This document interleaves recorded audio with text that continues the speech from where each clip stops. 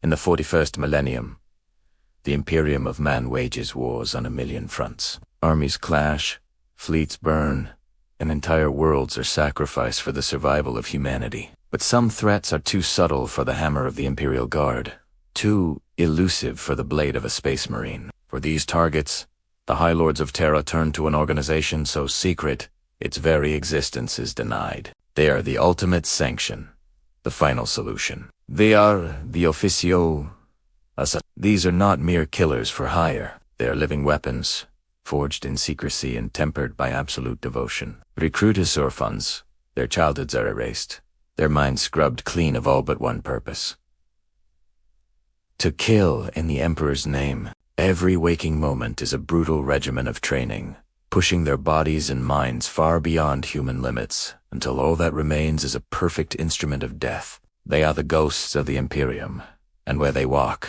history is written. The Assassinorum is divided into several temples, each a master of a unique and terrifying art of murder. From the shadows, the Vindicare temple delivers death from afar.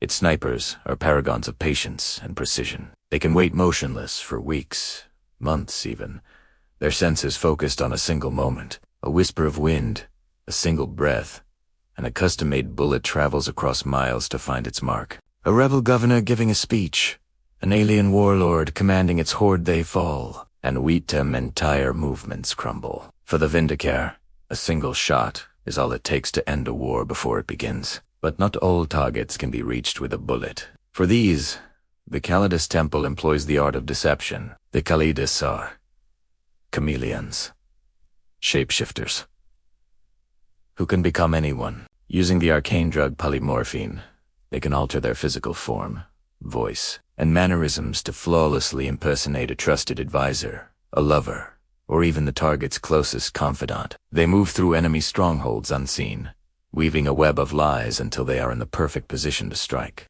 The final betrayal comes with a poisoned blade or a whisper in the dark, a moment of confusion before the mask falls away and the mission is complete. Their victims often die, never knowing who truly killed them.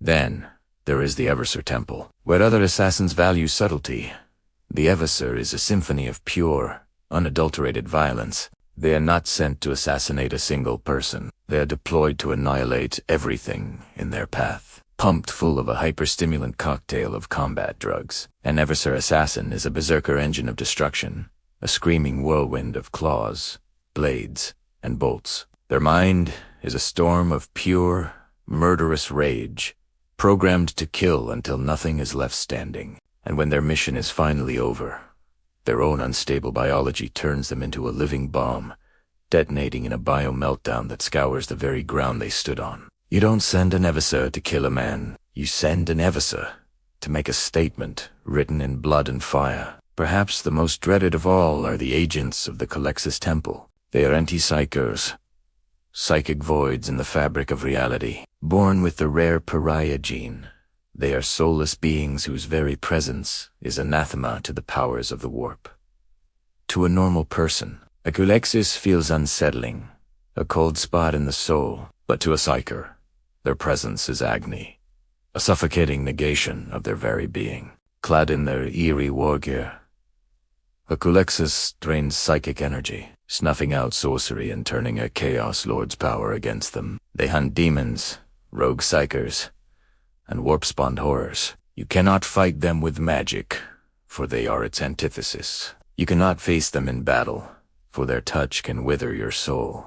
They are living black holes, and to their targets, they represent a terror far worse than death. These 4 temples are the most well-known, but they are not the only ones. The shadow-weaving Vanus temple manipulates data and intelligence, killing with information. The poisoned masters of the Veninum temple craft toxins that can lay low entire dynasties, and deep within the imperial palace, the silent guardians of the Legio Custodes themselves train their own assassins. The Vindicators, whose targets are known only to the Captain General and the Emperor himself.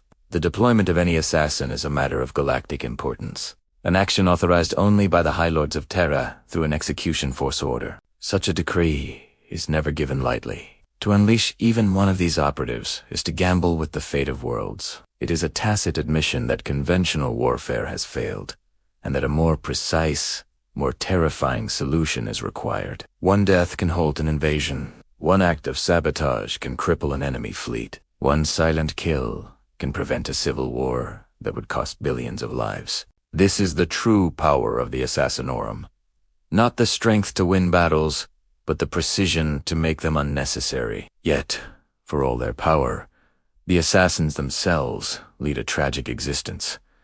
They are not heroes celebrated with parades. They are tools, honed to perfection and discarded when their purpose is served. Their lives are a constant cycle of brutal training and lethal missions. They have no family, no friends, no future beyond the next kill. They are specters, stripped of their humanity, living only to serve a silent, thankless duty. In the grim darkness of the far future, some sacrifices are never acknowledged, and some saviors must forever remain in the shadows. The Officio Assassinorum ensures the Imperium's survival, but its agents are doomed to be remembered only as whispers, as myths, as the silent death that comes for all who would threaten the throne of mankind. Thank you so much for joining me on this deep dive into the Imperium's deadliest secrets. If you enjoyed this journey into the dark corners of the 41st millennium, please hit that like button, subscribe for more lore, and let me know in the comments which assassin temple you find the most terrifying. Until next time, stay safe,